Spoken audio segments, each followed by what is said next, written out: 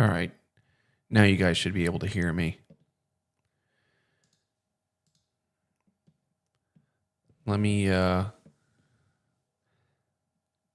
think you guys should be able to hear me now, right? I believe so.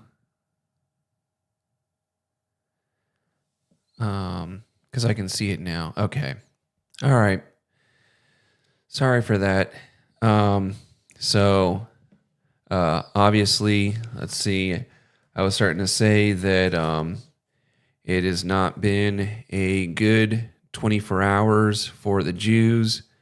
They've suffered a great loss. Um, Mr. Rob Reiner and his wife are deemed deceased, unfortunately. No, I'm just joking. Obviously, some horrific numbers of dead people in Bondi, Australia. Um, so far, the number is about 271,000 Jewish people lost their lives yesterday in Australia due to, unfortunately, uh, people that they brought in through their own NGOs. Um, I just wanted to share a picture of what Sydney, Australia looked like in 2020 and then what it looks like today. As you can see, it's just completely obliterated. Over 6 million people lost their lives in Australia. The great Jewish population of Australia has been decimated. Um, Millions of children have been killed. And, well, our hearts and prayers go out to them. Well, it's funny that you bring that up because a man, I believe he was like 82 years old, and he was a Holocaust survivor and was actually one of the victims of the shooting that occurred there in Bondi Beach. He was actually born in a gas chamber, uh, and that was actually, yeah, he was actually born in a gas chamber, and really horrifying luck because it was actually the third time his mother was actually put in the gas chambers, and she finally was able, with her last dying bits of strength, to lay the egg that he was born out of. And he used his beak to crack the shell open, and he crawled out from, luckily, they were using wooden doors and they didn't have any seals under there. And he was able to collapse his body and make it way through the gaps, and he was able to survive. And unfortunately, no, they're able to collapse their bodies and fit through very tiny gaps, and he was able to go through there. And well, his life was cut short at a young age of 82, and much like many of the Holocaust survivors that we have today. It's just, it's crazy the amount of Holocaust survivors that are out there. Um, but they made it. And but this other guy had seemingly similar luck. I'm not sure if you're familiar with this man. I didn't know about him. Uh, his name is Orson Ostrovsky, and he shared a picture of himself. Guys, this is graphic. It's completely real blood, not fake, okay? So what I'm about to put on the screen, please hide your children because I don't want them to be exposed to this. But this man right here, taking the selfie, laying in the grass, bleeding real blood profusely from his head, taking a selfie. Mr.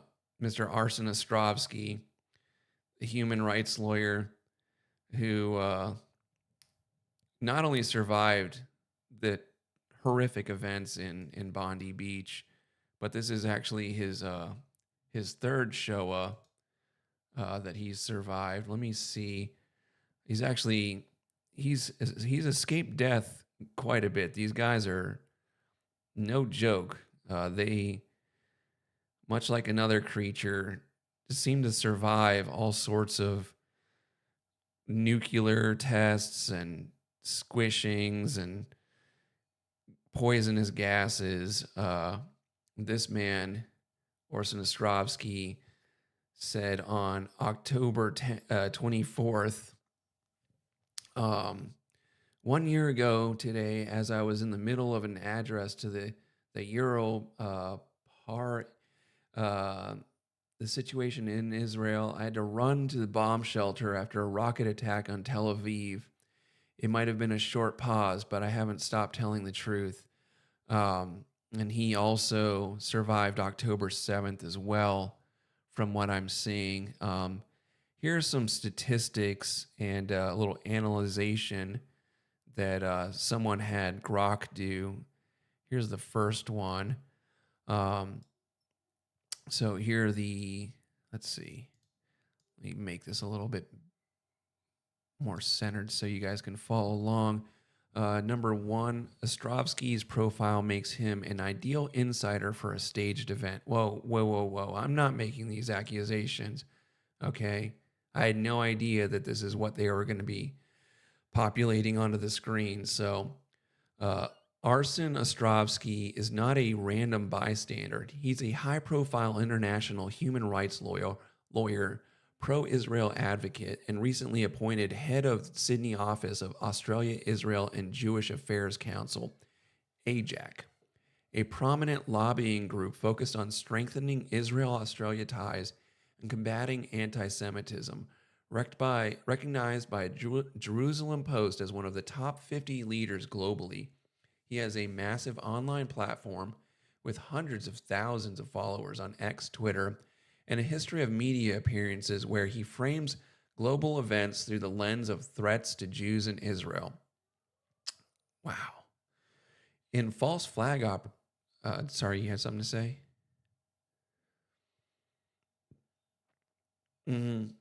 Some could say he's a targeted individual.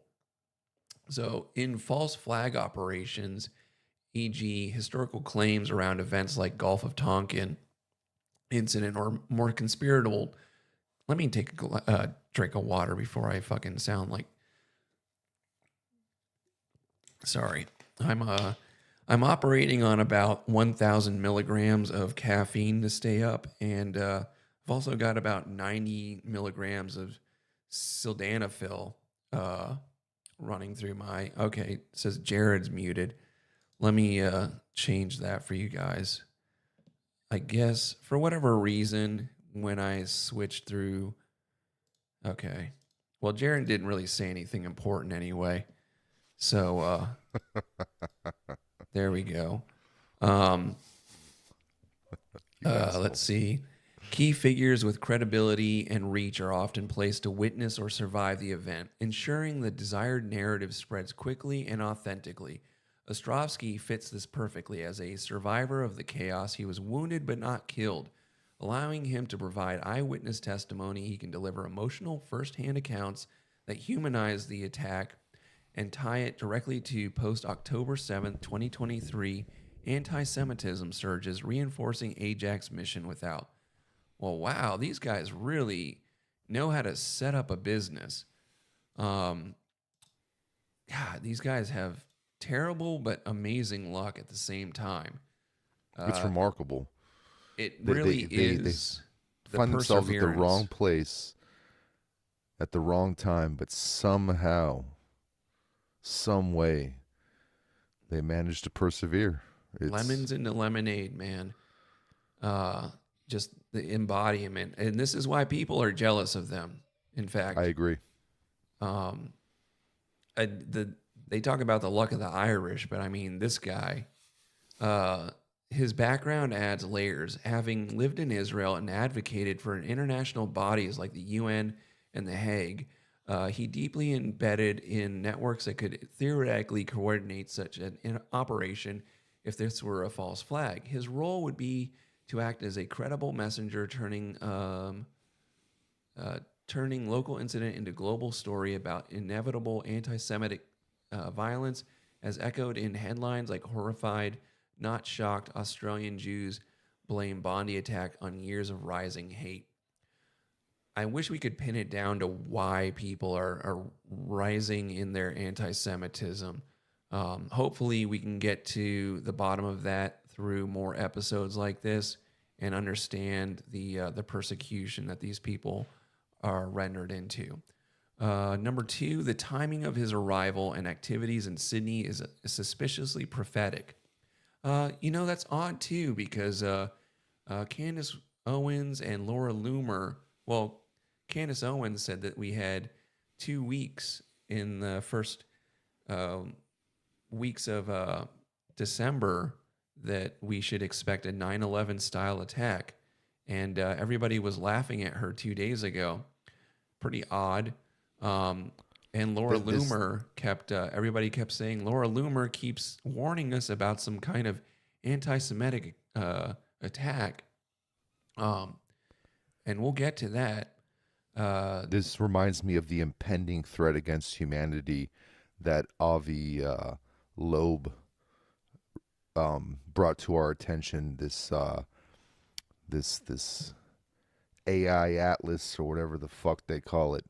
He said you better take your vacation days while you can, because there's impending doom from a...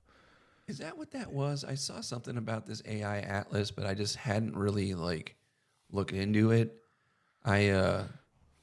Space Nazis, from what I understand. It's an extraterrestrial threat from space Nazis, the way I gathered it. That's not good.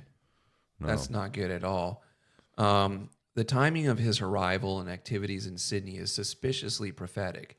Ostrovsky arrived in Sydney from Israel around November 28, 2025, just 2 weeks before the shooting, to take up his new AJAC role amid what he described as a surge of anti-Semitism in Australia since October 7th. I didn't realize that Australia had such a foundation of Jews, but I learn new things every time we do this show. Well, the backbone of society, as we all know. Civilization would cease to exist without the Jew, I've been told. Mm-hmm. So, to take, let's see, immediately upon landing, he went on a morning run on Bondi Beach and discovered extensive anti-Semitic graffiti. Surely not placed there by a rabbi, definitely someone not tied to his organization. It's odd, these guys also talk about luck is, it seems like they're the ones that always find this first. These anti-Semites always manage to put swastikas or misshapen swastikas or poorly worded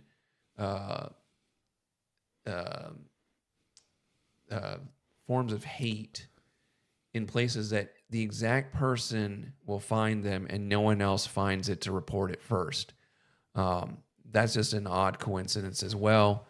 Reminds me of that gal in France who just had a bombardment of anti-Semitic remarks painted outside her doorways, in the hallways, her places which she frequented, and it was a reoccurring situation. So much so that they never caught the guy, did they? No, it ended up being her and her daughter. But that's that's neither here nor there. She was suffering. Some may say from mental illness. I mean, this happens to everybody, the best of us. I mean, basketball players have it happen to them. They do. So anyways, he documented with photos and videos tagging local authorities and media. This generated widespread coverage in outlets like the Australian Jewish News, Jerusalem Post, Sky News Australia, and Daily Telegraph, where he was quoted decreeing the hijacking of landmarks to disseminate. Sorry, my why is it a little disseminate hate? I'm assuming there's a little thing blocking it. All right. And so number 3 of this bullet point that an AI came up with is presence and survival amplify the narrative while minimizing risk. Eyewitness accounts and reports confirm Ostrovsky was at the Hanukkah, I almost said Holocaust, at the Hanukkah event, describing it as an absolute bloodbath. Well, he literally looks like he took a bath in blood. So he's not lying. Very litigious there. Where he saw children fall amid chaos. Uh, you know, I I wish the world had examples of what it was like to have your children shot down innocently. These people just I always in a bad spot. Um, he was wounded, drenched in blood, per some reports, but survived, positioning him to give vivid testimony that echoes his advocacy work. For instance, interviews portray him as a bloodied survivor, linking the attack to global anti Semitism, even drawing parallels to October 7th. Some reports misattribute him as an October 7th survivor, but the emotional resonance is the same. Okay, so he didn't survive October 7th. He's just been the victim of bombing raids. In false flag theories, controlled victims or participants, sometimes called crisis actors, are used to generate sympathy without fatal outcomes for key players. Skrovsky's non-lethal injury fits this. It adds authenticity, real blood, real trauma, while allowing him to control the story's dissemination. His ex-posts in weeks prior, e.g. condemning graffiti and calling for action, seamlessly transitioned into post-attack advocacy, turning personal ordeal into political capital. If genuine, why was a high-profile figure like him freshly arrived to fight anti-Semitism, not under heightened protection at a public Jewish event? I guess there was more to that, but I That think you sounds guys. anti-Semitic. Was this a post on X?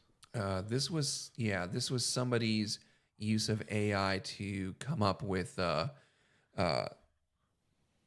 chances that this guy would experience this kind of horrific events. So, well, one I wanted to show the let's see. Here's, oops, that's the wrong one. Here, why are you doing this to me? There we go. So here's Candace Owens saying they have been signaling at a 9/11 style attack is coming the second week of December. Save this tweet, it will age well. Well, wouldn't you know, it's on the 14th day of December, which would be exactly 2 weeks into it. So that's interesting that she knew that. Um, and I have a feeling.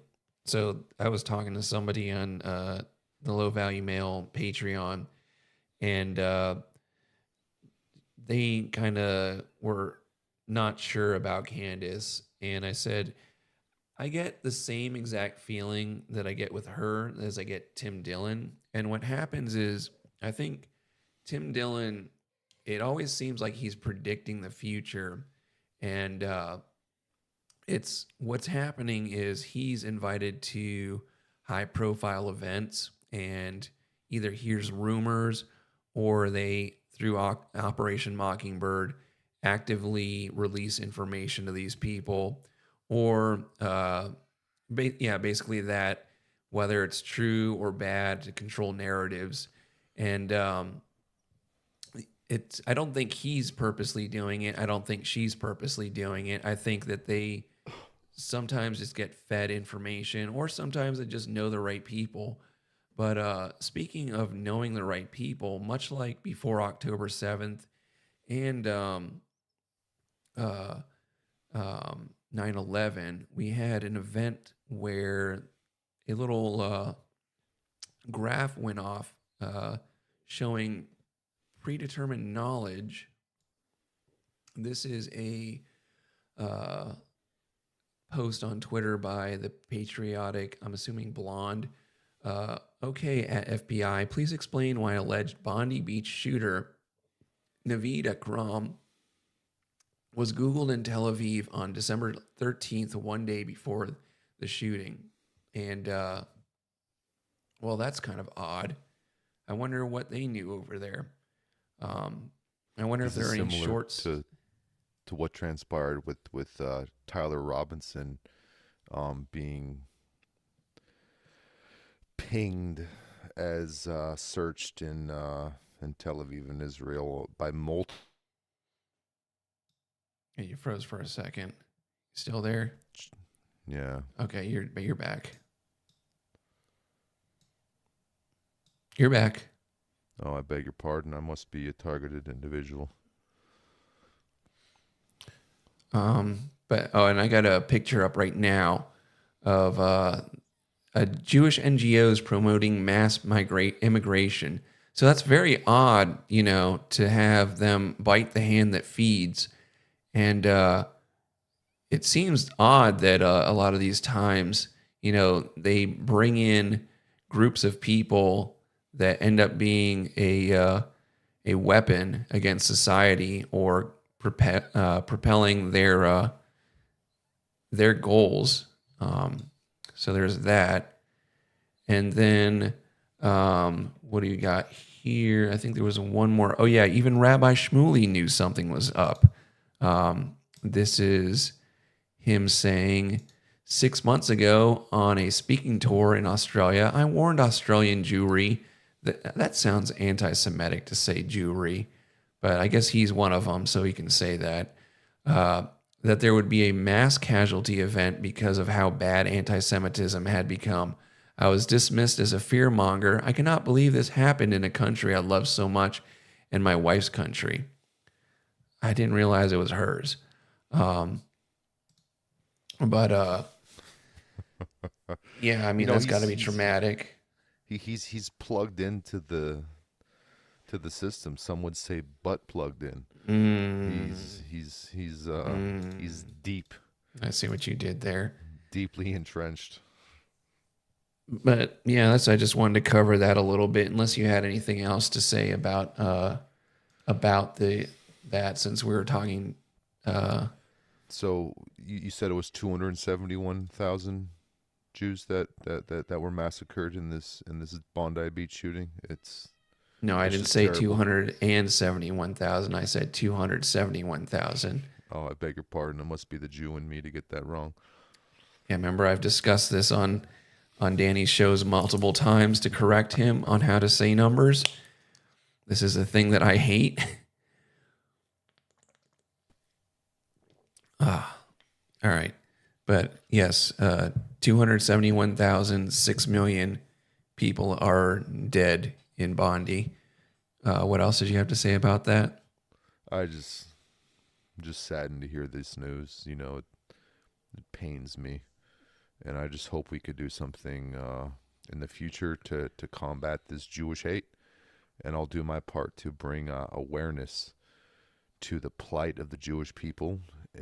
Everywhere I go, I will speak my truth, and I will do my part to be an advocate and an ally to the Jewish people. Well, I'm hoping that Tim Pool, The Quartering, and Erica Kirk can all bring some light to this tragic series of events. And hopefully Candace Owens learns to back off during their new meeting that apparently is going on between them. So you want to get into targeted individuals? Yeah, let's dive into it. Okay. We're going to, if you guys don't remember, a while ago we did a live stream. Originally, I thought it was kind of silly, these people. They call them targeted individuals. And you might know this as gang stalking. And these are people that believe that they're being harassed unfairly by generally governmental organizations. And they call it there was this a meeting for targetedjustice.com. These people were testifying. Keep seeing, pull up the latest image I posted on the Patreon chat. What do you want, Slav? Hold on, Slav is asking me to post something. The last image. Where are we at? Dude, I hate this thing. Oh, okay.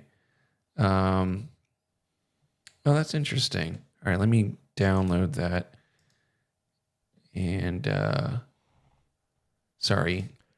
It is interesting that these particular people who happen to run in certain circles just are somehow precognizant of these crimes that are yet to occur, and they find themselves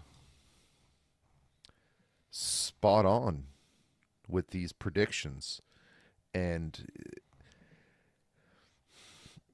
I don't think it's just happenstance or coincidence that these things occur. I think they're plugged in and they're in the know, and they happen to be cognizant of the threats that are out there. So, Laura Loomer, Candace Owens, your Tim Pools, they just happen to know a little more than we do. We're over here in the dark, and they happen to be illuminated. Well, I mean, also my aunt was actually one of the people, and I'm not being sarcastic or joking. This is actually true. My aunt is, as I've said before, she, when I was very young, which was at around 12, which is when 9/11 happened, um, in my lived experience, and she started like kind of losing her mind around that time and really not wanting to drive and kept acting like people were out to get her and thinking that, and had a mental breakdown. And then it wasn't until about 2 years ago, I was talking to my mom, and she told me that my aunt was actually one of the people that one of the hijackers asked where to get flight instructions down in Homestead, Florida. And after that, she started kind of like losing it. And I was like, you never like thought to maybe tell me that, or like this never occurred to you that maybe, I don't know, that would be interesting to me. And then like I told her, do you think maybe that was like related to when she started getting harassment? So, but we were watching a thing on stream a while ago, and it was all these people testifying about their experience, and some of them seem a little nutty, and then some of them, like seem like they could have something going on with them. And it brought me to a woman named Dr. Catherine Horton, who at first we were making jokey jokes, and I thought she was a silly person because she was literally lining herself in tinfoil. Her bedroom or attic that she was staying in was like lined in tinfoil, and she kept saying that she was getting like machine gunned with like electromagnetic pulses to her brain. And then she started describing things, and I was like, this lady actually kind of seems like she knows physics pretty well.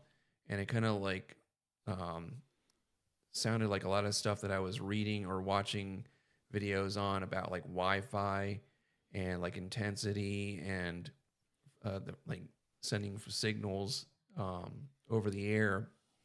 And then I look into her bio, and she's a former Oxford physicist. And then I find out that she's married to a guy named Bill Binney, or William Binney, who they made a movie about called A Good American. And he was the creator or co-developed a thing called ThinThread, which was basically an intelligence collection program with built-in privacy protections that was shelved in favor of the more expensive called Trailblazer project, which led to the terrorist screening database, the TSDB. And I guess I can bring that up for you guys here. And he was former intelligence official with the United States National Security Agency, NSA, and he retired on October 31st, 2001, after more than 30 years with the agency, where he served as a technical director for intelligence. And the reason, aside from all of the other stuff with 9/11, that it ties into Mossad, is that if you don't recall, there's a interview that you guys should all be like watch multiple times or listen to on not Tom Woods, Scott Horton's show with Gary Vogler, Vogler, and he describes a secret pipeline that they were trying to open back up to provide oil from Iran to Israel. And The Eilat Eshkelon pipeline, correct? yeah, no, the Eilat Eshkelon pipeline is also kind of a secret pipeline, but that runs down the coast of Israel. The one that I'm talking about is the Kirkuk to Haifa pipeline, and that involved Mark Rich, who was what was the name of the company that he was? It was some goofy ass generic company. It sounds like some fucking Outreach or something along those lines. no, it was some fucking ridiculous company that sounds like a Captain Planet bad guy of Globotech or something, you know. um and well, that all led to secret relations between the Iranians uh, and Israel to get them cheap oil. And so the people that were involved in this, exposing all of this, seemed to had bad fates, like Scott Ritter, who was he was the whistleblower for he was a weapons inspector who he exposed that there was no weapons of mass destruction. The entire thing was a facade. The guy that they used as a nuclear engineer from Iraq, I believe, who they wanted to put in, was just some guy that was trying to get citizenship. So he was saying whatever the fuck he had to get citizenship, and lying. So he ended up being imprisoned for. He was allegedly, well, according to the government, said that he was trying to pick up a 15-year-old for sex. He claims that it was some woman that he was seeing, and she was role playing, which is not the greatest thing, but it's a severe difference. Anyways, he did a year in prison for that, or something like that.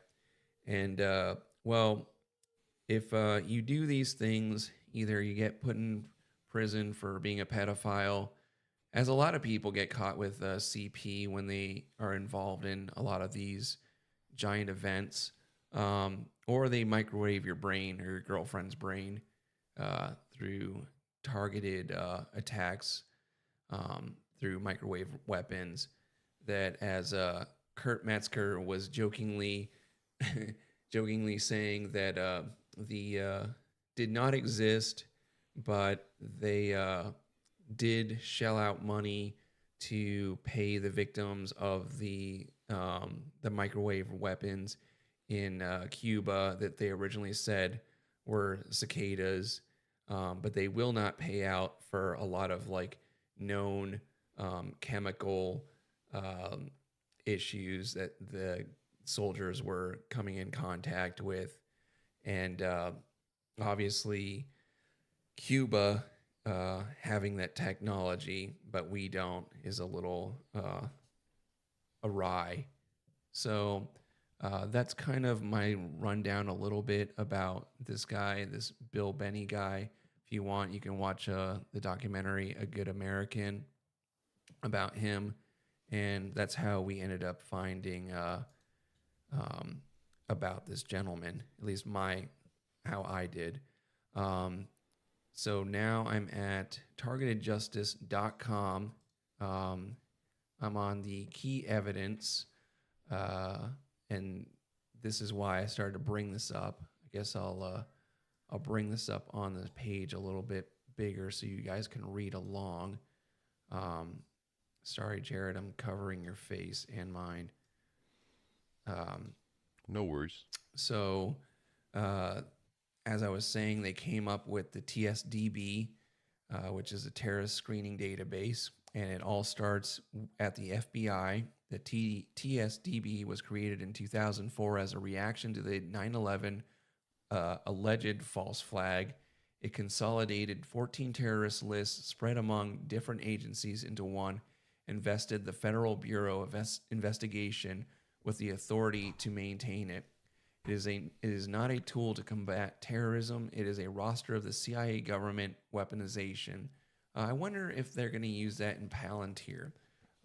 Targeted Justice has gathered this list of what is seriously wrong with the TSDB from court filings, statements under penalty of perjury submitted in litigation, audit reports by the Office of Inspector General, news articles, and credible personal accounts from victims. Do you have anything to add? Well, one thing I briefly thought of when you were mentioning Cuba was as recently as the late portion of 2016, it was reported that U.S. diplomats in Cuba and some of their staff suffered ear damage from being exposed to EMF weapons. It's as many of you may know is known as Havana syndrome, and this was blamed on the Cuban Communist Party.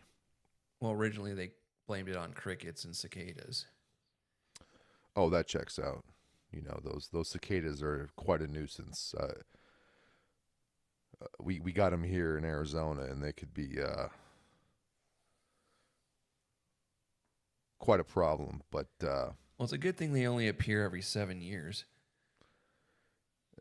from what I understand, they feed the trees when they die. So I mean, it's a win-win for most involved, unless you're suffering from this said ear damage. So some may say it was a joint effort by the CIA and Mossad in order to keep the U.S. and Cuba from developing a more open arrangement and the restoration of trade and mutual travel. But others would say it was just some noisy bugs. So it just reminded me of that particular event and Havana syndrome. Here's a list of the kind of people that are on the TSDB. Number one, minor children as young as 3 years old and Down syndrome patients are listed on the TSDB as suspected terrorists. Coincidentally, most of the people that have been involved in the last few major shootings had some form of autism or mental disability. Number two, the TSDB has never been used to stop an act of terrorism per FBI agent under oath. 90% of the names on the TSDB have no known ties to terrorism and do not meet the reasonable suspicion terrorist criteria. Per Office Inspector General, they are called non-investigative subjects, NIS. FBI and DHS are using private companies that hire targeting officers to nominate people to TSDB. This is unconstitutional, possibly includes bonus money for each name added, gross conflict of interest. OIG audits show that the FBI does not follow their own procedures for TSDB. Number 6, OIG has not carried out any audits of the TSDB since 2008. Substantially all FBI field office nominations are sent to the National Counterterrorism Center to avoid a constitutional review. Are you guys? Jesus Christ. Well, one thing you kind of glossed over there when mentioning that the FBI does not follow their own procedures based on OIG audits. There's a particular audit called OIG Audit 816, which documents this. So if anyone was, curious and wanted to look into it, you could see for yourself by going and taking a peek at OIG Audit 816 to see for yourself. And again, all this information that's being discussed at this particular moment can be found on targetedjustice.com. Yeah. Sorry, I don't know why my microphone was sounding like it had some back feed on it. Let's see. The bogus TSDB is shared with Pentagon for the military Mars database. Targeted individuals are listed as military targets. Oh, wait, this is interesting. Number 10, in 2021, Kash Patel raised awareness that Americans that had their rights violated, 278,000 names mentioned by Patel are actually on the TSDB. Handing codes 3 and 4, illegal FISA warrants were issued for each of them. That's interesting. In 2021, he said that. I wonder what his stance is on it now. There's no method or means to get confirmation of or challenge your listing in TSDB. In handling codes 3 and 4, no process for review or removal, unconstitutional. All of these major social media people or big influencers or whatever you want to call them that have been like canceled, kind of meet a little bit of this criteria of being canceled and then not being able to have bank accounts and fly in planes. Well, this kind of reminds me of the idea: should you attempt to request a FOIA on this particular information, they're not necessarily inclined to divulge it. This gets into the Epstein files and the idea that certain information is redacted for national security purposes, and that it's in the best interest of the public and America in general to ensure that certain information is always hid behind this firewall of national security. And well, down here at number 15, it says the entire program is conducted under a top secret SCIF known as Ultra. This is a code for MK Ultra. It supposedly shut down in 1970s after the Church Committee hearings. And essentially it's a blacklist restricting things like credit score, Western Union transfers, employment and hiring, police, infraguard harassment, etc. So that goes back to what I was talking about earlier. When police pull you over, they check your vehicle and name. It shows you as a silent hit on the TSDB. That could be why I always get fucked with pretty hard when I punch someone in the face and I have a whole SWAT team show up to my house, but then certain people in the news discharge a firearm and they just, like Sticks and Hammer recently got arrested in his stupid pirate hat. They arrested him for a discharge of a firearm, and they just casually walk him out, and no, no issues. Even though I'm not dressed insane in a fucking pirate hat and goth boots, uh, this means that the police officer will not be giving any information other than you are a suspected terrorist. Well, that's interesting. Let's see. Is there anything? There's Havana syndrome is directly uh, tied to your name on the TSDB. The CIA and FBI have refused to acknowledge this. Federal employees with Havana syndrome are on the list. It's not Russia or China attacking them and are actively covering it up. The list it shared with the largest 600 corporations, defaming its listed non investigative subjects as suspected terrorists. These corporations are asked to enter any information regarding interaction with listed individuals through an FBI portal created by Christopher Wray for those purposes. God, I wish I remember what that guy's other fucking shitty things he did. I remember Christopher Wray's name. Private individuals collaborating on a police state without reasonable suspicion or probable cause. So this kind of brings me back to something I did a video on. Well, two different subjects.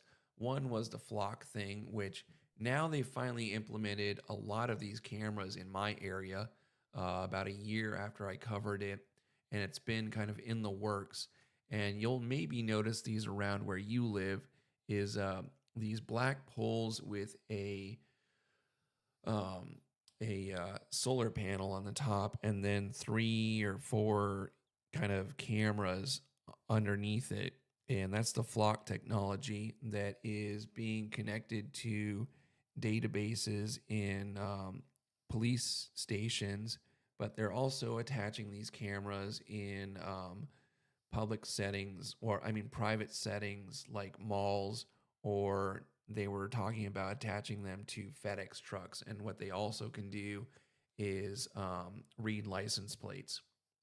Well, The that other, actually reminds me of a person who attends my church who happened to get hired at a particular company. I'm not sure if it's Flock, but this company has contracts with the NSA. He was required to get security clearance in order to work there. And what this company does is it gathers information on license plates and the individuals who drive these particular vehicles, their comings and goings, the places they frequent. So it's similar to the way in which your phone is geo-tracking you, but they're creating a database linked, I'm sure, with Palantir to to map the lives of every single individual in the United States. And it sounds a lot like this Flock company that you just mentioned. yeah. So as you're talking about that as well, is there's another thing that is the maybe Bertonia can remind me of it. It's I think it's DDNS, and so like when uh, so what happens is there's a every device has a thing called a MAC address, and what they've been doing, at least iPhone has been doing, is anytime somebody has a iPhone and it comes in contact with a wireless network, it pings a database and collects that information and stores it for about 3 days, letting the holder of the database know that that device came in contact with a network and kind of makes a map of all wireless devices around. So, what happens is even if you have a network that's offline, but you have wireless in your house, let's say you're not connected to the outside world, but you have a wireless system at your house, and somebody that's connected to the global system through an Apple iPhone uh, will ping that through essentially the Bluetooth connection. And what that does is lists in a giant database and holds it for 3 days. And unless that thing comes back in contact with that wireless network, or it disappears the next time that it's in that same area, they know that whatever devices are there or not there anymore, and has a MAC address tied to that. And what happened was is these guys on I believe it was Black Hat YouTube channel were able to kind of what's it called when you uh, guess a bunch of numbers, um, uh, but essentially they were able to, through breaking it down through different companies, limit the amount of time it took to check this public database of all the MAC addresses, and kind of essentially you could find, if you really wanted to, any device as long as you had the MAC address. So you could basically stalk somebody anywhere in the world, because their MAC address would be pinging onto different networks wherever they were, and you could see where they've been or stopped being. But I won't go any further on that. Um, but you can look that up as well if you go onto the Black Hat YouTube page. It's probably about 6 months old. And like I said, I did a video discussing it as well. Let's see. The CIA is claiming that each of these issues above your security clearance to maintain the cover up. This is likely how they control Bondi and Patel. Ironically, not the Bondi Australia, but Bondi, the Attorney General. The Yeah, I saw that Slav, that the white guy they arrested was the wrong guy, and the actual perp is still loose. Um, so, yes, the TSDB is distributed through numerous legal treaties to more than 60 countries worldwide. So basically, we've got a global governance. Um, Non investigative subjects have their names placed on the TSDB without probable cause. Homeland Security Directive number 6, HSPD 6, which created the TSDB, specifically stated that all constitutional rights must be protected as part of the creation and consolidation of screening and watch lists. I'm sure they do a good job of that. Um, let's see. Just a quick little segue and non sequitur. That reminds me of Slav's comment. Reminds me of the Charlie Kirk situation where the old man was arrested rather than the alleged shooter Tyler Robinson, and that often they'll arrest an individual um, To let the real perp get away. 100%. This reeks of intelligence, and it's just another one of those situations where, considering we just discussed Flock and they have cameras everywhere, on every street corner, at every intersection. CCTV is everywhere in England, and I'm sure in Australia. I'm sorry. I don't No, want no, to forget please. this, because this is something that I was talking to Bretonia the other day, maybe about 2 weeks ago, and I keep forgetting to bring this up and do a video about it. There's a guy named Alex Craner that I always listen to whenever I get the chance, and he has brought up a few times about uh, thousands of CCTV video streams that were public in the UK, around London, I believe, that used to be accessible. And then about a year or two ago, just all of a sudden, all of them went offline. And well, his theory is that he's very afraid that they're going to um, have another uh, false flag where people are not able to see what's going on due to this inability to watch the CCTV that was all around London, that was accessible to everyone. And then, like I said, thousands of cameras just suddenly went blackout and never came back online. Similar to the Pentagon attack, quote unquote, during 9/11, or Jeffrey Epstein's prison cell during his execution or escape, depending on what perspective you look at it from. Okay, so this is a little diagram that they came up with. I'm not sure. Okay, this says, uh, let's see. This is the 2nd of June, 2021. So, so I don't know if all of these people are still in office. This is an overview of targeted individual program. Mossad, Israel, goes on to CIA and Central Intelligence, obviously led by David Cohen, which is, I believe, not there anymore. So this graph was made during the Biden administration, if I'm not mistaken. It was made during 2021. Okay. And then we've got Dick Cheney on there, and MJ12. Magic. That sounds familiar, but I don't remember it.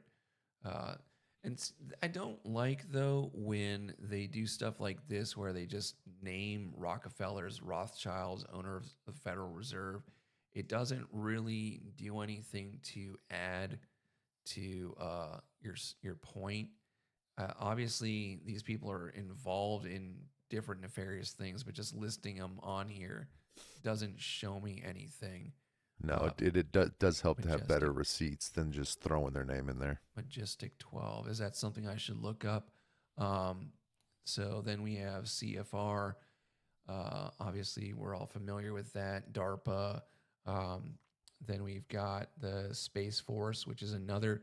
I think they just create all of these new agencies as just new money laundering schemes.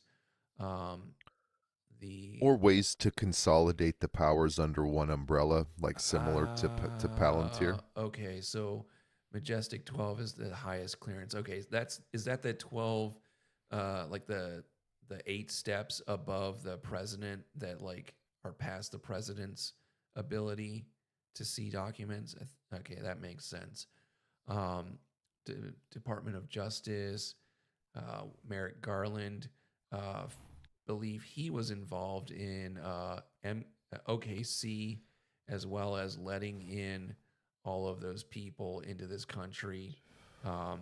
Somebody that's involved in protecting our country, oddly enough, let a bunch of people come in unscreened and made sure that the people watching the gates had to let them in.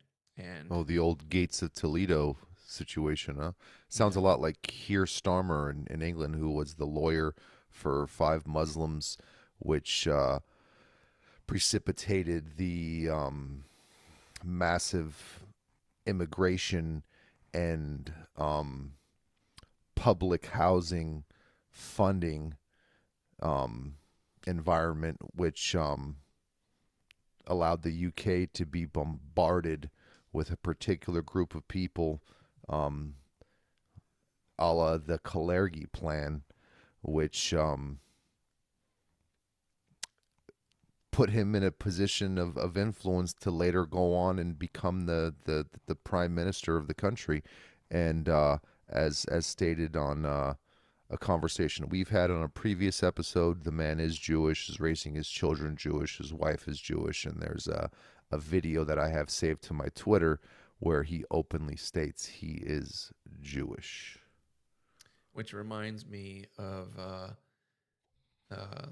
what I realized, that at least the UK and the Australians don't have to worry about the terrorists hating them for their freedom. um, Uh, but Bertonia listed the 12 levels, which are starting with restricted, confidential, secret, top secret, SCI, USAP, ZD-27, Orbit, Triad, Cosmos, Astral, Stellar, Ultra, Luna, Cosmic, and then finally Majestic. The President Top Secret Crypto Level 17, which is halfway up the list.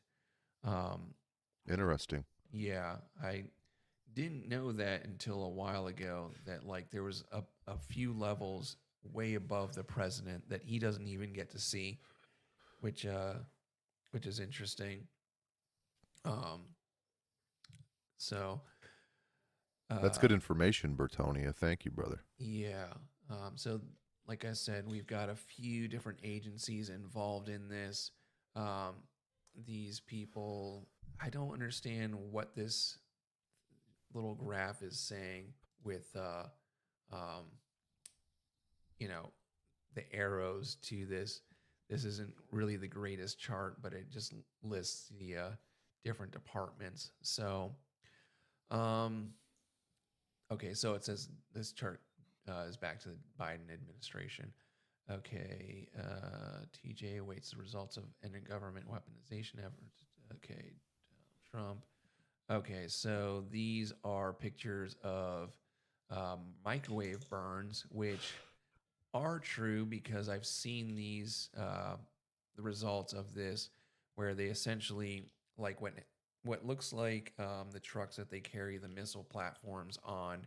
Um, they go and direct these basically microwaves at people, and it causes essentially your skin to get fried, like you're getting hit by very severe microwaves. Well, Um, not only do these things allegedly come from satellites, cell towers, or those fake cell tower trees, which have been popping up quite a bit, depending on what neck of the woods you live in. I hate But those things. but they also have vans outfitted with these weapons, these EMF, DEW, directed energy weapons, and they can park it right outside your house. And while you sleep, being there cognizant of your schedule, your comings and goings, your work hours, they can bombard you while you sleep, and this is very much a part of the program, which these targeted individuals suffer from. Um, I'm gonna hit the pisser. I'll be back quickly. sure. All right. So whistleblowers such as Ed Snowden and Julian Assange are two of the targets. Mark Lindsay, the State Department's electronic signals expert, has stated that the U.S. diplomats were definitely attacked by microwave weapons.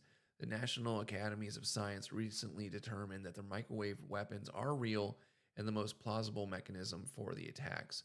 And the satellite based system is called Vercator, patent number 4345220, and it produces an invisible scalar microwave beam of approximately half inch or 1.25 centimeters diameter.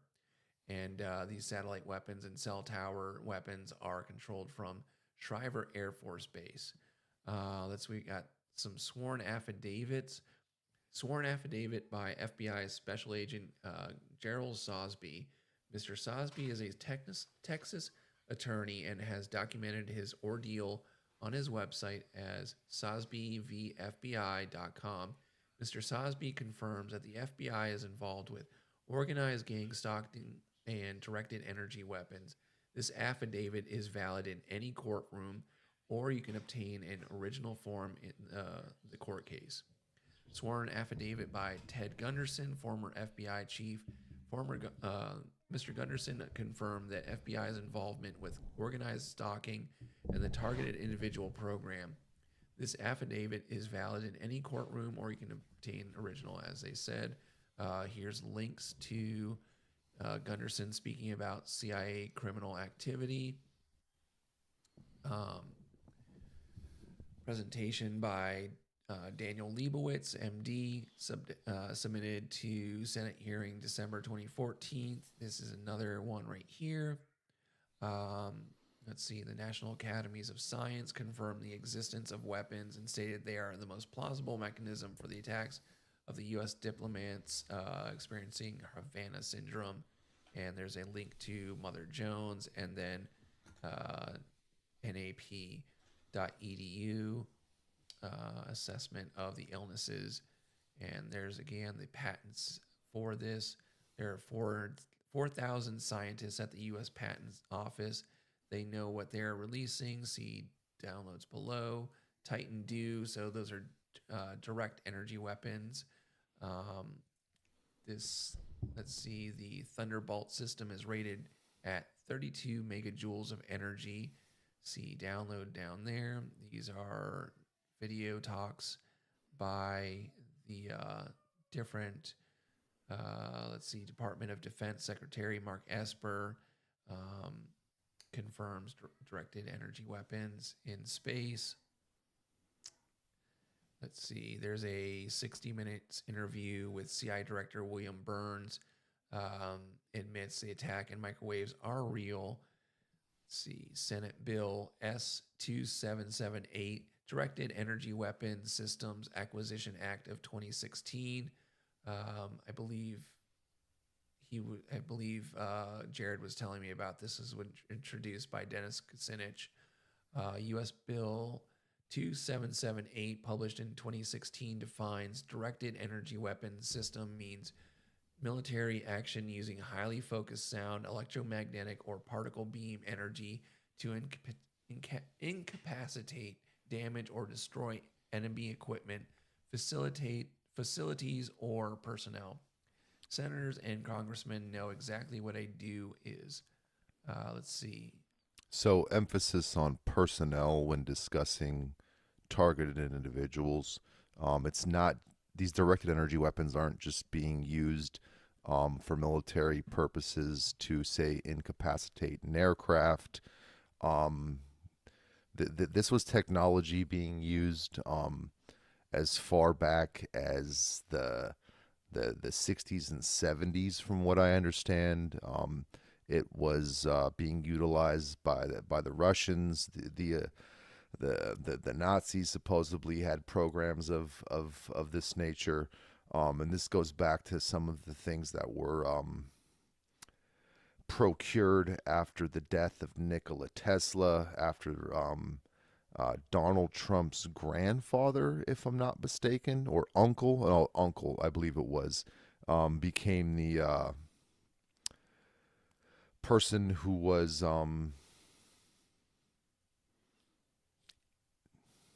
in control of this particular technology after the death of Tesla, and he was an MIT scientist, from what I understand. Yeah, I remember and hearing that.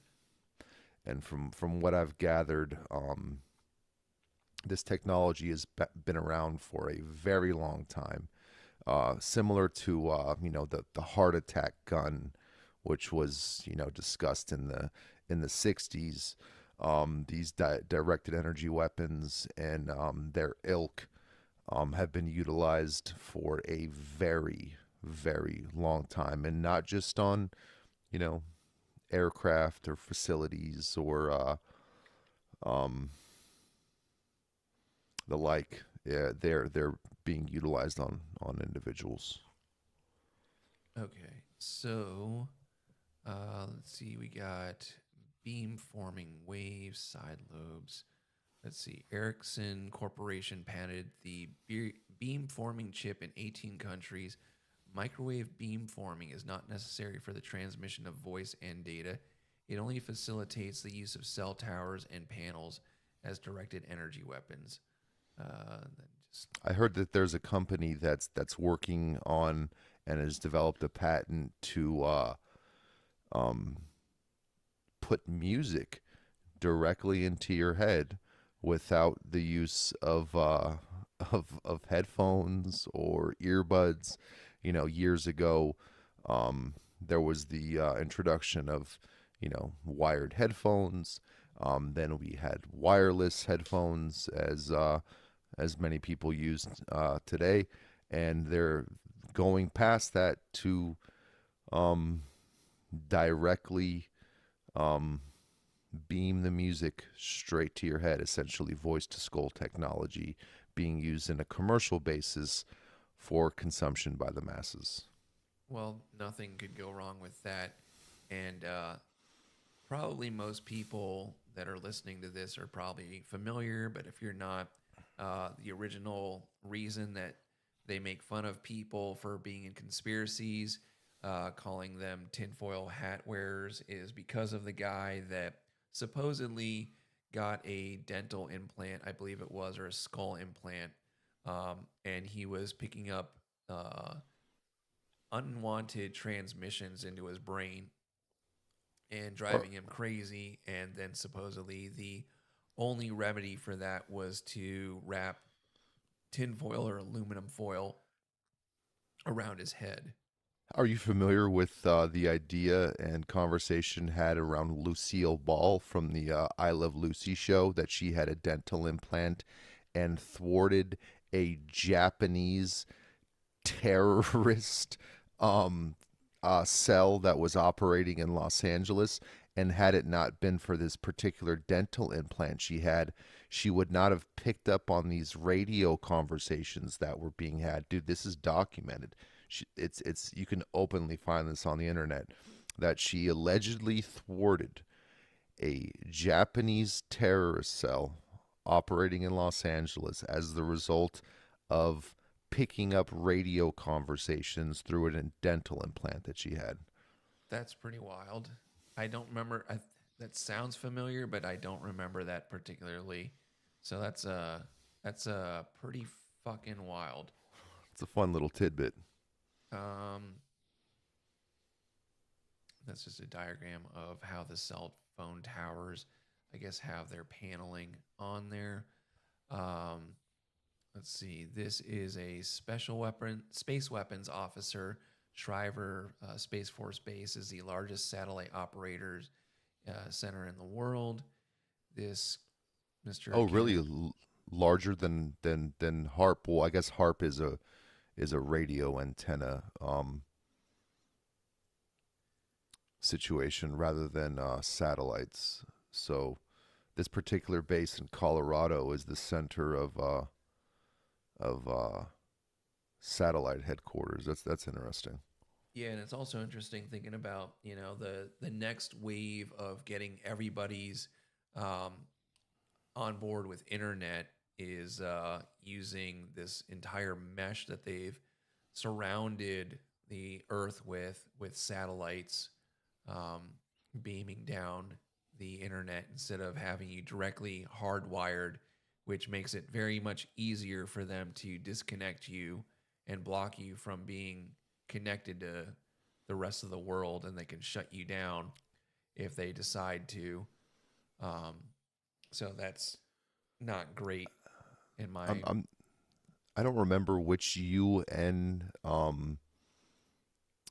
program this particular subject is related to, but there is a major effort to spread internet to the third world, and they want every single person on the face of the earth to have access to internet. And this sounds like it's very much related to these programs that we're discussing. Well, that really went well with those Amazon tribes that immediately used it to watch porn, and then if they weren't already raping each other back there in the forest and committing atrocities, well, they definitely got some new ideas on how to do that after they came in contact with us. Um, so They okay, discovered double penetration, and it just changed their entire society. A it whole will lot of change your jer. life. Um, So then we've got CIA mind control operations, MK Ultra program. They have three types of people: low suggestible, average suggestible, highly suggestible, and the highly suggestible will quickly program to speak for speech or perform activities, can be turned into unpaid perps, and the low suggestible, which are difficult to control or alter behavior. Uh, This reminds me of influencers and people who happen to be unwitting fools and participate in the program and deny all information which is um, counterintuitive to their best interest, and will call people conspiracy theorists and shut down any idea which challenges um, their preconceived notions of how the world works, and they operate unwittingly on behalf of the government. You know, not necessarily everyone is a knowingly paid shill. It is possible that many of these people just so happen to be highly suggestible, and that their algorithm and their um, upbringing puts them in a position that they are easily steered on behalf of the mechanisms and forces that be, and and unwittingly work on behalf of these institutions. Sorry, I was just bringing up my Twitter because that reminds me of an interaction that I had with yesterday. The creator of um, Epic Mealtime. I'm trying to bring that up. Bertonia had a great comment. Highly suggestive is pretty much a wigger. Yeah, Like essentially. So, nudging, yeah, as it's known. Yeah, good stuff. I'm trying to find my. I'm unfamiliar with this Bertonia guy, but I like what he's contributing. He He's is a moderator uh, for Ben Avery's show, apparently. oh, so he goes back to your old Ben Avery days. That checks out. Yes. I wonder if this guy blocked me. The Epic Meal. Oh, there he is. Okay, there he is. Uh, so there was. I'll bring this up here. So, this guy, uh, I had no idea this guy is, but his name is Kenny Coe, and he was apparently some Nazi in Florida, and he got into a little bit of trouble, and people were asking who this guy was, and someone this Harley Morenstein guy, who turns out to be a large creator for Epic Mealtime, says he's a legit Nazi and constantly posted anti-American content while wearing Nazi uniforms, glazing Hitler, and harassing people in real life about the Jews. Um, and at one point, I said, "So what did he do wrong?" And then, um, then I said, "Oh wow, I thought you were a parody account, but you're actually this big of a F word, like you're a general in the Goyslop army. This is like meeting Muhammad Atta of Goyslop terrorism to the brains of millions of Americans." And then he said, "This is too FK and stupid for me. Bother your relatives with this schizo bullshit LMAO."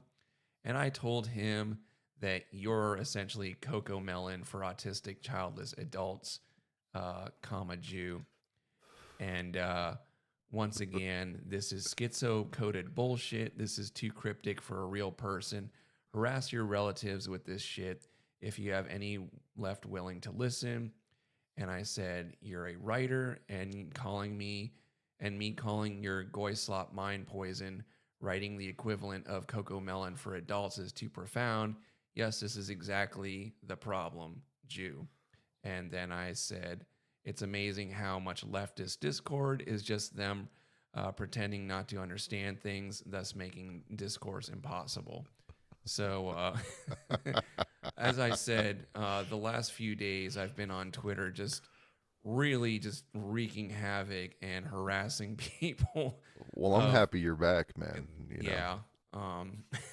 I I really felt like calling him the writer of Coco Melon for adults was was pretty fucking good.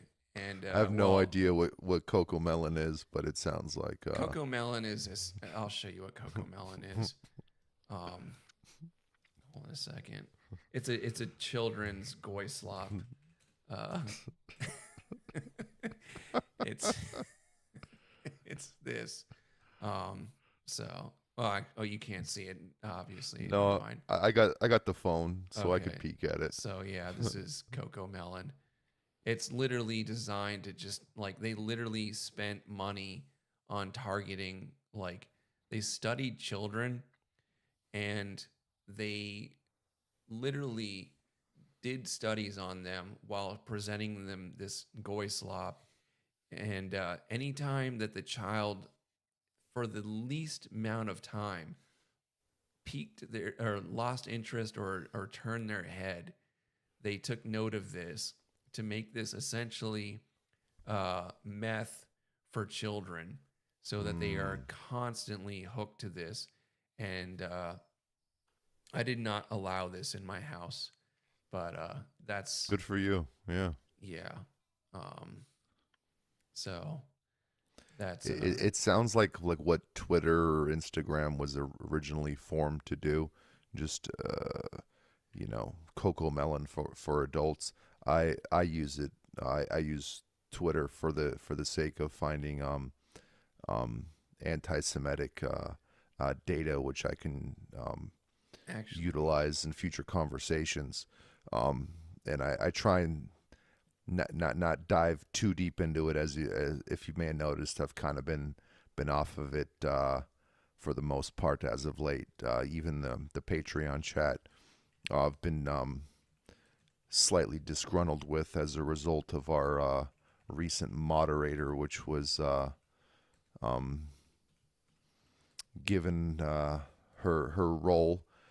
And I just find it interesting that Coco Melon and the idea of Coco Melon for adults, whether it be sports, which I participate in, and I go to the pub and watch my soccer team.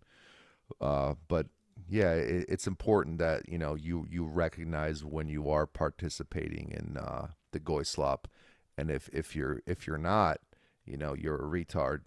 And I'm conscious that sports are my bread and circuses, and I take a small moment out of my week to disconnect, and I can't be Captain Conspiracy 24/7. But if you're not cognizant that you're being targeted with this propaganda, you are a retard. And I just thought I'd give that little 2 cents. And I will let you know that though I like you, I still have zero respect for you for doing that. Well, I'm conscious. It's No, I'm just kidding, man. no, it's a terrible vice, and as long as you're aware of what it is you're participating in, like for instance, whatever the case may be, drinking for myself and Slav, or your proclivities for thick women outside your marriage. We all have our vices. Anyways, I just wanted to bring something up on the this is something else that I've been doing. Apparently these women, I like when women attack each other, because then I can butt in and kind of bring them back into reality. And so this girl there's apparently some Groiper girl who's people are calling a honeypot, and What's her name? She an ex gal? she's Empath Chan, and Not familiar. so this other girl said, I saw this woman on the train yesterday and she was balding so aggressively that I felt genuine sadness for her. And then I brought up a picture of herself, which I said, well, not exactly a fan of hers, but glass houses, Mr. Maddie. SSRIs cause hair loss for women, and I'm assuming that explains the bangs covering your hairline. As you can see, her hair is very thin. And at one point, it looks like, let's see. Oh yeah, this one this one dumb bitch said, calling others the F slur when you're literally not even capable of finding a pretty girl attractive. What was that about glass houses? And then I said, correct that with while being married and has multiple children. And then she later on said, oh, wait, this guy said, why are you lying, LARPer? You're a Nick Fuentes fan. If you had a family, you'd be a hypocrite. I don't think you understand the profile. Well, I changed my profile picture, but my banner on X is making fun of Fed Fuentes. But anyways, this idiot said, "Oh my God, that's just beyond sad. Lying about having a family. Like we can't see him on Twitter literally every single day for the last year. That sad little man is not providing for anyone but Elon Musk." And I said, I'll have you know that my wife actively encourages me to bully childless cat hoarding taxo brain women like you. So, and then somebody else, oh yeah, and then this girl responded, He just fishing for fucking oh yeah, I mean, let's see. chaos, bro, and I'm a Yeah. fan. So here's somebody said, she's cute. What do you mean? And I said, well, I'm saying that she's not exactly Rapunzel herself. I do like bangs, but I mean, you know, she could be hiding something with that. I mean, if you're not fucking, your hair is not that thick on your own head, why are you calling this bitch out for fucking balding? It's very hard for these people to understand what I'm saying. Let's see. And Reminds me of then, Leonardo Joni. She's kind of got a little thing going where she's thinning up top a bit. oh yeah, that bitch is really, really losing it. But anyways, I'll get back to this because I could spend all day showing you just the amount of time that I've just been harassing people on Twitter, and it really did not make things any better with the events that happened in the last 2 days. With my lack of sympathy for people concerned about the death of some 10-year-old child in Australia during the shooting, when these people are so tone deaf that they've been celebrating the death of thousands of children being slaughtered in Gaza and what's really Palestine. So, anyways, I know I'm heartless. The creating highly suggestible population. Cell towers transmit frequencies to induce trance state and subliminal messages, kind of like They Live. Subliminal messages used for behavioral programming. Vaccines alter DNA and behavior, according to this website. They contain toxins, nanites, and metals that accumulate in the brain. Metals resonate with trance state frequencies. This gets into the graphene that was found in the jab. Different metals. Yeah, graphene is a highly conductive form of silicon, if I'm not mistaken, and they can direct it to certain areas of the brain, and when bombarded with certain frequencies, allows them to enhance the frequency, the susceptibility of voice to skull technology and implanting thoughts. And also chemtrails are saying, which came to light again recently when Mr. Tucker Carlson did a pretty decent interview and episode about it about a week or two ago. And if you don't believe that chemtrails are real, search up Operation LAC, Large Area Coverage, where they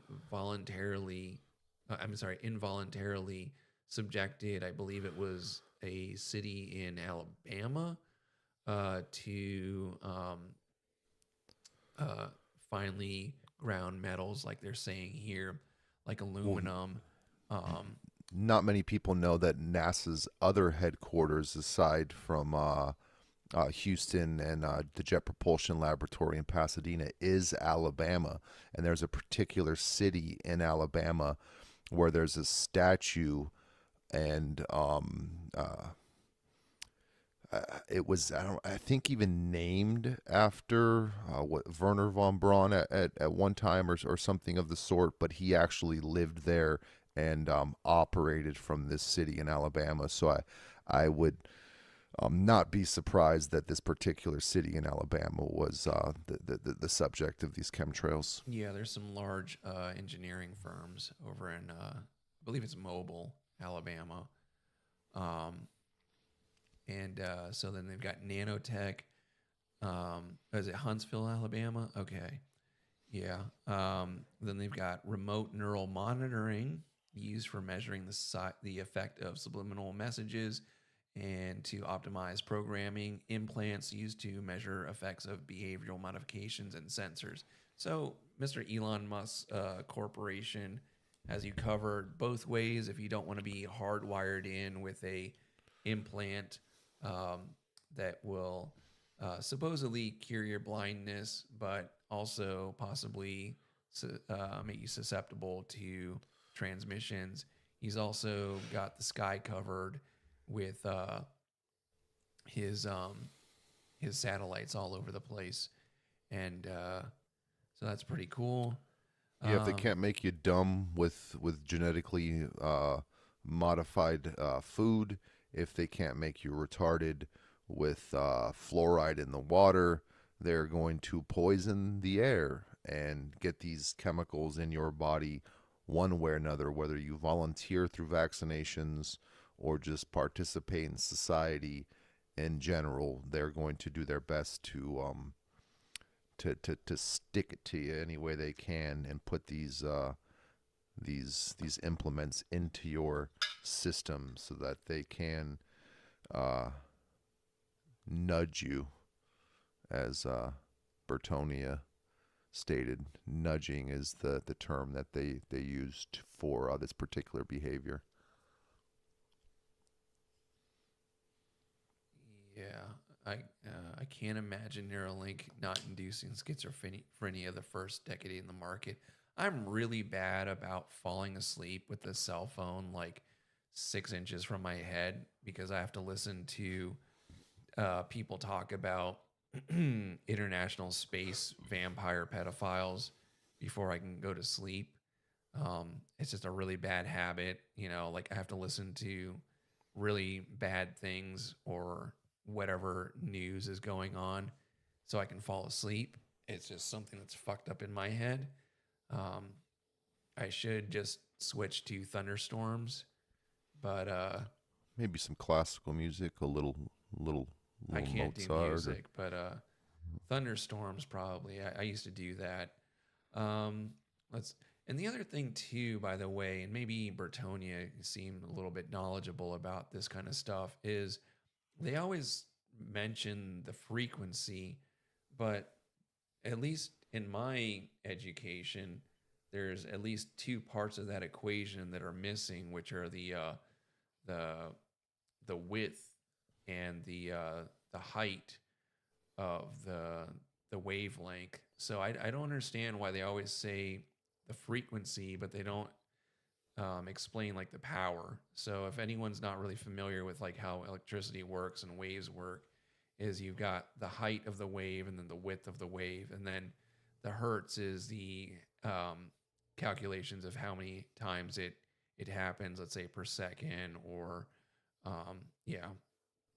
And essentially, you can kind of think about it like a hose being sprayed at you. That's the best way I've heard it analyzed or described. Is you've got like how thick the hose is, how hard like the pressure coming out of the hose, and then what any kind of restrictions are of it coming out of the hose. Is my way of understanding electricity, which is essentially what is being charged out at you through currents that The current, correct. going Yeah. into the air. So, like, when discussing this microwave frequencies used on the U.S. population from this Shriver Space Force base, thanks to our motto, there's the V2K operating at 450 to 700 megahertz, and this is for subliminal messages at population. U.S. patent 4,877,027, and then it gets into scanning from cell towers, remote neural monitoring, and the frequencies they use and their patents, satellite tracking, satellite Vircator weapons, the L3 Harris, and discusses their megahertz and frequency and the patent associated with it, as well popcorn tracking signals from cell towers. That reminds me of the conversation you and I had before we started when we discussed the attack on the Iraqi Republican Guard during the first Gulf War, where they implemented voice-to-skull technology in the form of Allah, and essentially voice of God, which convinced the Iraqi Republican Guard to lay down their weapons and surrender to U.S. forces, which I found extremely interesting, considering it was used on a mass scale at a particular group of people in order to get them to lay down their weapons. And then we've got, I'm not going to play these videos. Okay, we've got the Department of Defense Secretary Mark Esper confirming directed energy weapons in space. I wonder if I should play that. I mean, if utilizing it for the fair use copyright, I don't think we can get dinged being we're commenting on it. If you pause it periodically and we have side conversations regarding what's being presented, I believe we could probably utilize these videos. Well, I'm going to utilize it so I can go grab a glass of water. Oh, that's a good plan. All right, I'll be right back. I'm going to play this a little bit. I'm Secretary of Defense Mark Esper. It's an honor to join you for this year's Air, Space, and Cyberspace Conference. Thank you to the Air Force Association for hosting an important event that brings together the world's finest aerospace leaders and professionals. I'll pull up. First and foremost, I'd like to wish a happy birthday. It doesn't look as... Oh, no, it is playing. Never mind. I beg your pardon. I thought it wasn't playing. Okay. I had that slight lag from my phone to what's being presented. Pardon me. To the United States Air Force. For 73 years and counting, you have provided our nation with unlimited reach, unmatched power, and unyielding vigilance across the globe. As we look toward the next 7 decades and beyond, emerging technologies are fundamentally altering the character of warfare. Our air, space, and cyber personnel will be at the forefront of tomorrow's high-end fight. In the years ahead, wars will be fought not just on land and sea, as they have for thousands of years, or in the air as they have for the past century, but also in outer space and cyberspace in unprecedented ways. Preparing for this requires modernizing our force for high-intensity conflict. It requires strengthening our network of allies and partners, and it requires expanding our warfighting capabilities across all 5 of these domains. In this era of great power competition, we cannot take for granted the United States' long-held advantages. The Air Force, in particular, has maintained uncontested air superiority for decades, with persistent intelligence, surveillance, and reconnaissance, and precision airstrikes anytime, anywhere. However, our near-peer rivals, China and Russia, seek to erode our long-standing dominance in air power through long-range fires, anti-access aerial denial systems, and other asymmetric capabilities designed to counter our strengths. Meanwhile, in space, Moscow and Beijing have turned a once peaceful arena into a warfighting domain. They have weaponized space through killer satellites, directed energy weapons, and more in an effort to exploit our systems and chip away at our military advantage. Furthermore, our competitors and adversaries exploit cyberspace to undermine our security without confronting our conventional strengths.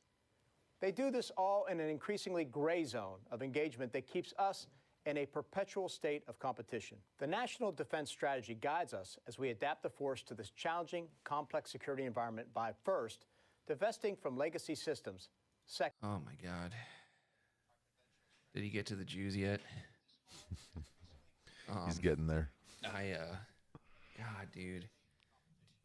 I've only had maybe like 5 hours of sleep, and then I fucking had my my mom watch the kids, so my wife could have time alone. My wife could have time alone, and so I took 2 fucking Blue Chew, and then drank alcohol, and boy, I feel like I'm getting fucking hit by direct energy weapons.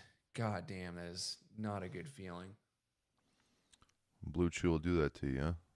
Yeah, it dehydrates you and will fuck your head up really good if you haven't drank enough water.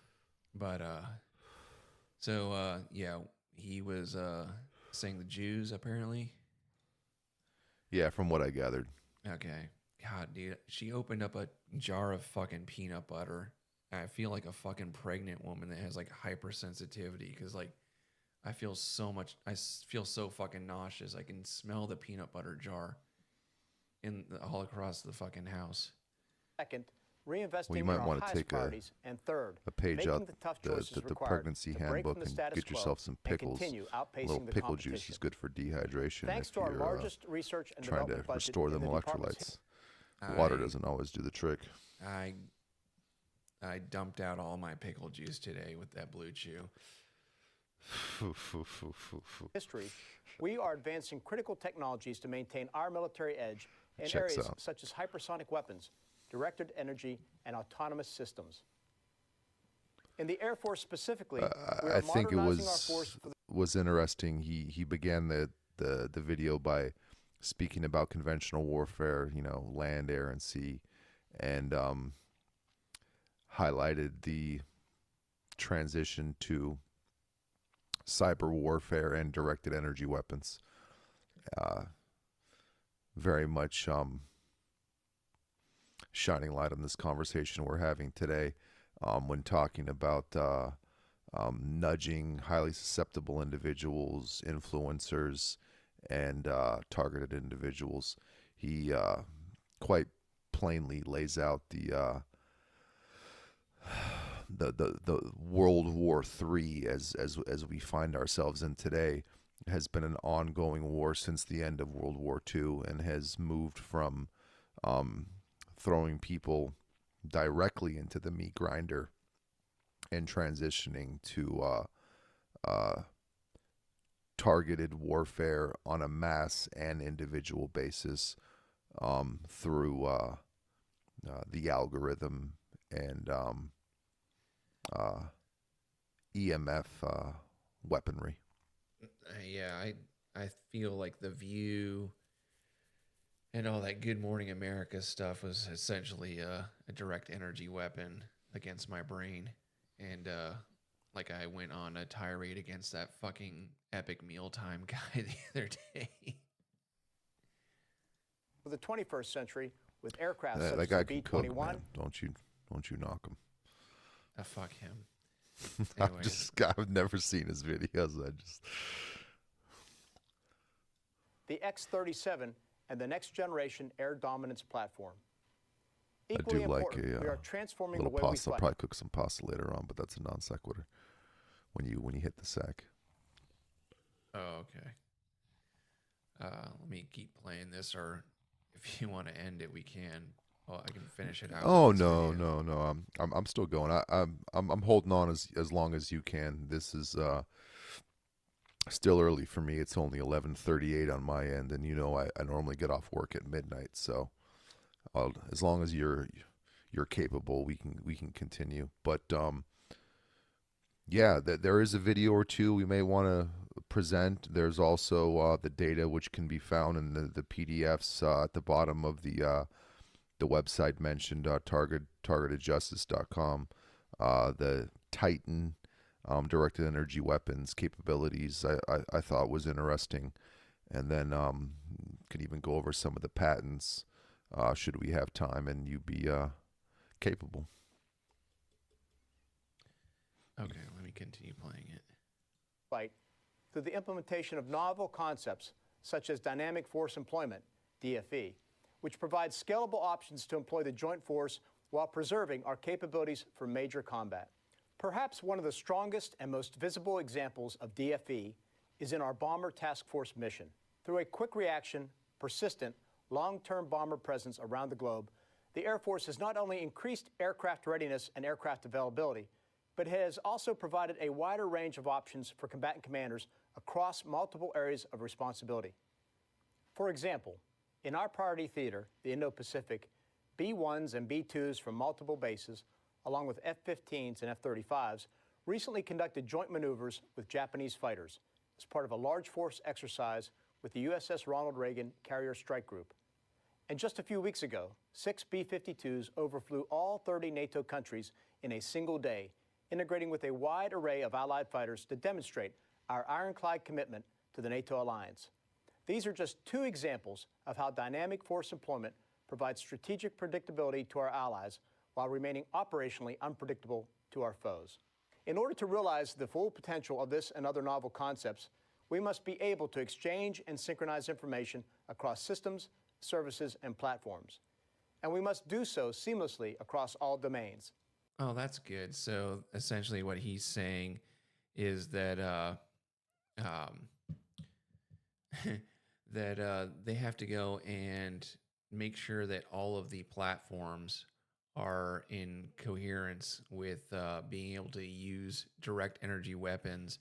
So I would assume that they'll be having things built into YouTube or Twitter or whatever media device, media platform that you're listening to. They can subconsciously target your brain, which is it's, I guess, the way that fucking the devil has to explain the rules, and then you just kind of agree to them, not understanding it because you're not a lawyer.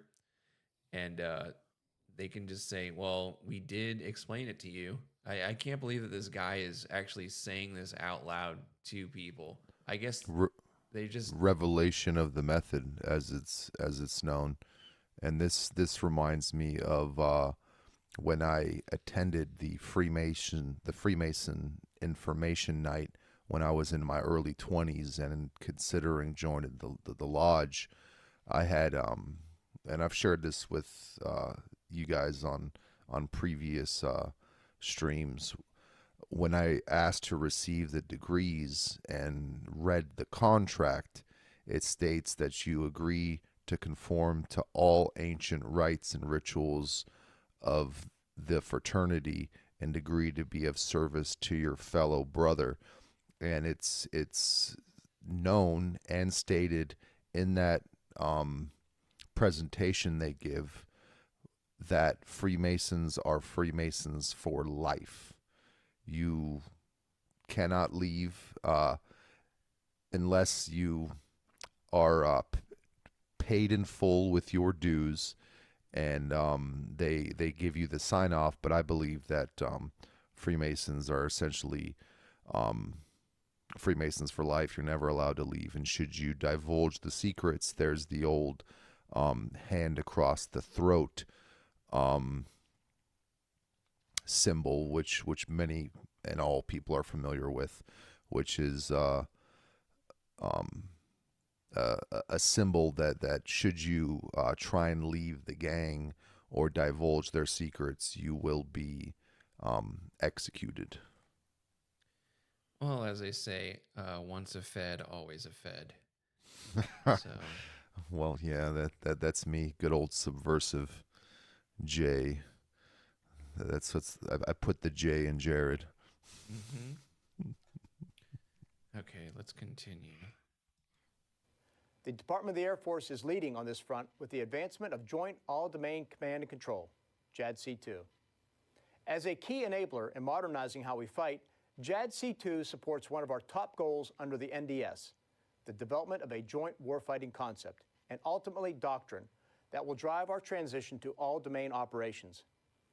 Many of you have seen this firsthand with recent on-ramps of the Advanced Battle Management System. This program is charged with creating the military's Internet of Things and will integrate the joint force into a cohesive battle network with the ultimate goal of linking any sensor to any shooter on the battlefield in real time. For these breakthroughs to succeed in any future conflict, particularly in a high-end fight with a near-peer competitor, we must maintain superiority in the ultimate high ground, space. 1 year ago, we established United States Space Command as a unified combatant command to enable us to defend our national security interests in space. Then, we stood up the U.S. Space Force, charged with developing a cadre of warriors who are organized, trained, and equipped to compete in the space domain. The Space Force has already come a long way. It submitted an independent budget for fiscal year 2021. It commissioned 86 graduates from the U.S. Air Force Academy, and it released its first doctrine titled Space Power. Finally, in June of this year, the Department published the Defense Space Strategy, the first of its kind guidance to achieve a secure, stable, and accessible space domain, now and in the decades to come. As we prepare the joint force to defeat the threats of tomorrow, it's clear that these challenges have expanded well beyond the traditional conception of warfare into the cyber realm. To deter these hybrid threats, our digital modernization strategy guides our efforts to improve our cyber capabilities and policies, to develop game-changing technologies such as artificial intelligence and 5G, and ultimately to move the warfighter into the cloud. Yeah, so that will explain why we are using all of our land now to develop data centers for AI, as this was in 2020. And now what used to be just a simple RAM card for $87 is now going for $300. And they're not selling, some RAM companies are not even selling to the public anymore so that they can, I got indigestion, so they can get that good, healthy government contract. I think I was speaking about this with you prior to us starting, or on another occasion. I happened to have in my YouTube algorithm police body cam footage, and I came across a video of a gentleman who was a UPS freight driver, and he was arrested at a casino in Nevada after being flagged by AI facial recognition technology as being a prior trespasser at this particular casino, after a hobo was flagged and trespassed for sleeping outside the building. This particular gentleman bared a certain resemblance to this particular individual, and when he was at this casino shooting craps, he was approached by security, and they said, "Hey, Michael, you're not supposed to be here." And he said, "Well, my name's Jason. I don't know what you're talking about." He presented his identification, and they end up calling the police on him, arresting him. He presented his class class A driver's license, his medical card, his union card, his UPS uh,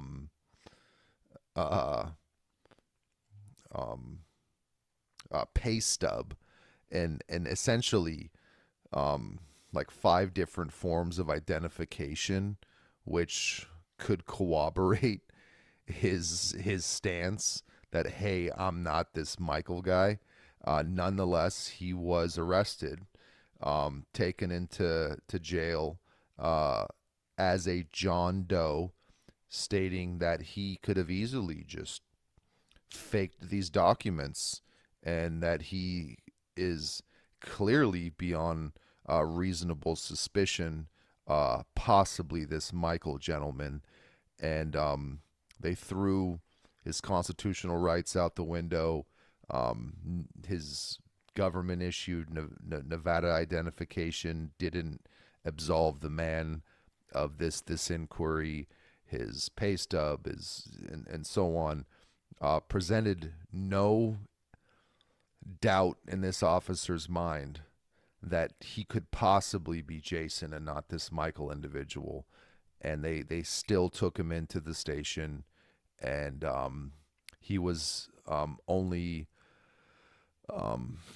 released after they fingerprinted him and could prove that he happened to be who he was. So guilty until proven innocent. I mean, that's a healthy payout, I hope. Yeah, I would hope so. That, you know, that'd be the case. The only time that Sam Tripoli has ever made me laugh, because I fucking hate him and his stupid ass goddamn tongue chewing fucking crackhead facial tics and lesbian shrieking voice, is one time he told this joke about how them not being able to use facial recognition software in China because they all look the same. Well, that's one of the good things about having a beard is it's somewhat difficult for facial recognition technology to scan my features as a result of this hobo beard that I wear. Well, I think they can scan through that. I would assume if they start using like IR video, they could probably pick up the underlying face. But I mean, I don't know. Anyways, fuck, my brain is. Well, you're not wrong. Going away. Depending on the frequencies that they're using, that definitely is the case. I mean, when you consider how many cameras are on phones these days, is there a reason there's like, 5 cameras on an iPhone? And unless, some of these cameras happen to have the ability to scan through certain wavelengths of light to see through things like a beard or a shamog like I wear for these presentations. Well, that was a thing actually back in the day when they had this is probably early 2000s when all these guys were buying these video cameras that could see through girls' clothing if you put it in like some infrared setting. I mean, it would be black and white, but at least you could see, You get them titties, huh? Yeah. Nice. And really, that's what it's all about. Agree. I like to think that we're not fighting terrorism. We're just making the best spank bank that's ever been created. Want to put it on like a secret platinum disc and send it out into space. That's what Voyager should have been, outfitted with. What is this gold disc and, blues songs and, the crying of a baby. We need infrared titties. Yeah. All right, we got about 5 minutes left on this guy's thing. A tremendous amount of this work is already underway. For instance, we recently appointed a chief data officer charged with using DoD's vast streams of data to enhance joint warfighting, support senior leader decisions, and improve business analytics.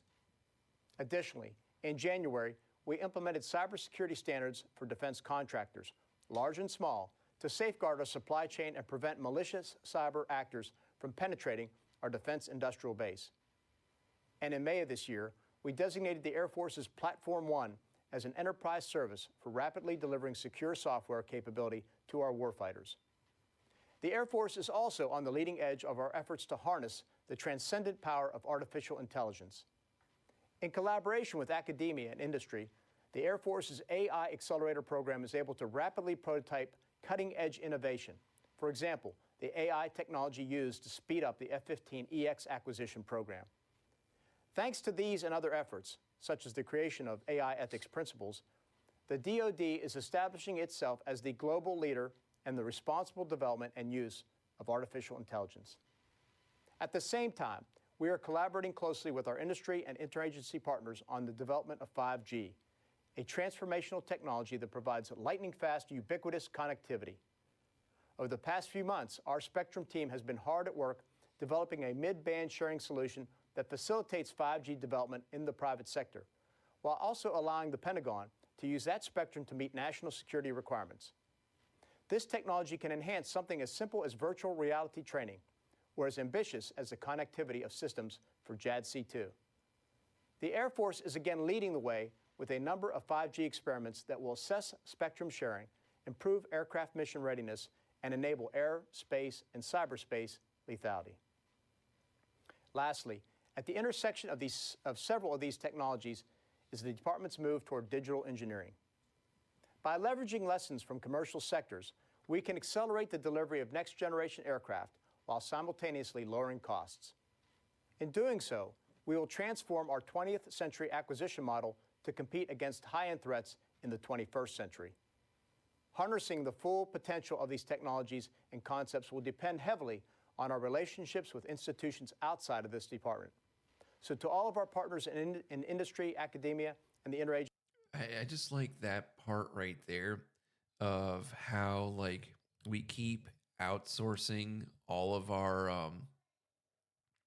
our departments that we can't do legally to the private sector, and the people that always cry about fascism never seem to understand the problem of they always complain about fascism and then promote socialism, and they want to incorporate more, no pun intended, government agencies that will work with these corporate entities to go and provide you services, and they just don't understand the irony of promoting this crypto fascism. Well, this gets into the conversation about capitalism and whether it be National Socialism, which was found in Nazi Germany with companies like IG Farben and what would go on to become, Bayer and some of the pharmaceutical companies that we find ourselves being bombarded with here in the United States, companies like DuPont and Honeywell and the like, which manufacture a myriad of chemicals, pharmaceuticals, and weapon systems, whether in the form of vaccines, bombs, SSRIs. These mechanisms exist in every form of government, whether it be fascism, National Socialism, or a free market democracy, as this country is called.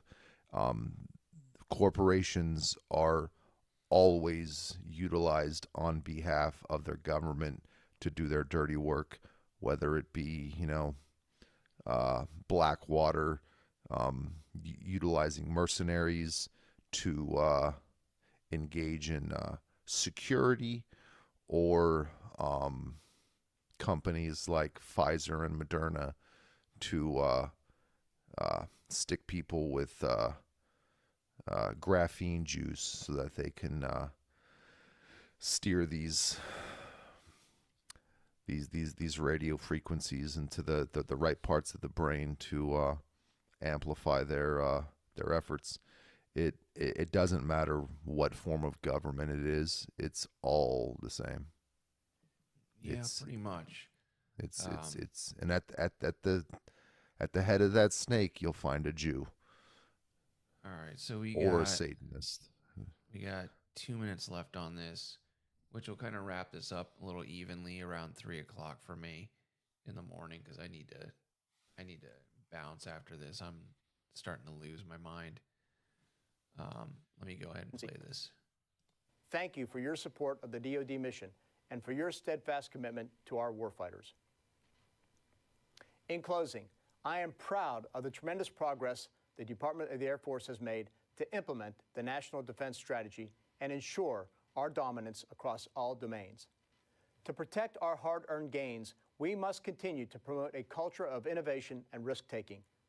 We must make the tough choices required to align our investments with our highest priorities, particularly by shedding legacy systems to advance new capabilities. In this rapidly changing security environment, we must adapt quickly and outpace our strategic competitors at every turn. In doing so, we will maintain our decisive advantage now and into the future. I'm confident that the Air Force has the best leadership in place at this very important moment in our department's history. Under the direction of Secretary Barrett, the Air Force has demonstrated that it is prepared to fly, fight, and win, even in the midst of a global pandemic. Moreover, Secretary Barrett has done all of this while leading the department's board on diversity and inclusion, an important initiative to... I'm sorry. It's very funny to me that he's talking about the importance of diversity and inclusion on microwaving your fucking brain. I just had to pause it there. All right. 1 minute left. ensure that our ranks reflect and are inclusive of the American people we are sworn to protect and defend. Thanks also to our Air and Space Force leaders, General Brown, General Raymond, Chief Master Sergeant Bass, and Chief Master Sergeant Toberman. I know that our airmen and space professionals will continue to thrive in your capable hands. Finally, I want to thank the men and women of the Department of the Air Force for all that you do to keep our nation safe. You've earned the title of World's Greatest Air Force, and now also Space Force, not just because of your warfighting skills and technical capabilities, but also because you're an all-volunteer team of patriots committed to defending our great nation, our Constitution, and our most sacred rights and freedoms. By executing your mission, grounded in the core values of integrity, service, and excellence, you will ensure our United States military remains the world's best, strongest, and most capable fighting force now and in the decades to come. Thank you. Oh, God damn it. One. I'm All right. Sorry. All right. That was the end of that. And so I'm going to go ahead and we'll wrap this up. Well, I just wanted to say, anyone doubting the veracity and legitimacy of what's been presented here today, to visit the Targeted Justice website where all this data can be found. There are PDFs that cover these particular weapons, the patents involved in them, targeted individuals, technical information, and all the examples which were presented here today. I think it's important that people dive into this information a little bit more thoroughly on their own and do the research themselves, rather than just take what we presented here as truth. But look into it, do your due diligence and verify what's been stated here today. And I just want to thank everyone who participated here in the chat and tuned in this evening to the live. And for those who are listening to this afterward, thank you for tuning in. And we are all targeted individuals. All right. Well, I appreciate you guys for tuning in. It wasn't so much a normal episode, but I think we did at least good with kind of just riffing a little bit more instead of going off of what we usually do. So, all right, I'm going to end the stream. Appreciate you guys watching. If you feel like it, like it. I don't really give a shit. I'm super censored on fucking YouTube regardless. I don't know if it makes any difference or not. So have a good one.